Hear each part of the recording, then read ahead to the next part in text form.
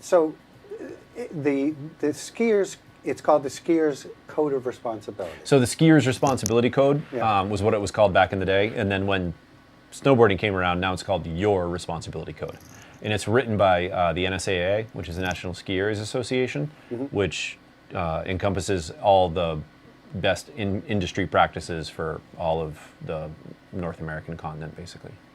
Fantastic. So it's not like we're just making something up that applies here, or Boyne's making something up that applies to Boyne. It's industry-wide.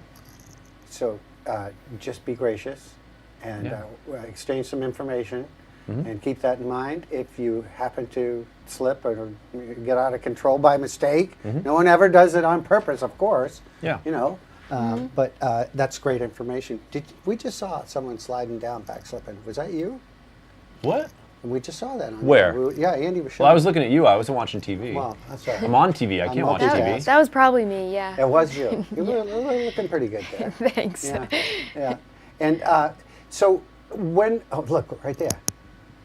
Oh, What's the, you got the little waving back and forth there? That's just kind of like slip sliding, Well, you keep side slipping? so sometimes when you build up a lot of snow under your skis, for alpine skiers especially, you run the risk of having your ski pre-release, because we're not just carrying our weight on the skis. We have our weight, a 50-pound toboggan, and the person in it.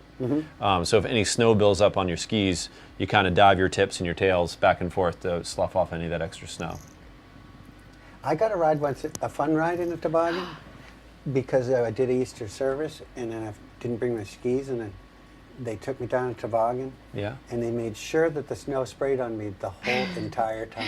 It was that's- quite a ride. Yeah, it wasn't specific to you. It's actually like ever since twin tip skis came out, that just happens. Yeah. And we actually, the candidates, we teach them, like, if you're putting your patient head downhill, like pull the blanket up, put their goggles down, cover their head. Like, it's not, there's nothing we can do about it. It's just the way it goes. Yeah.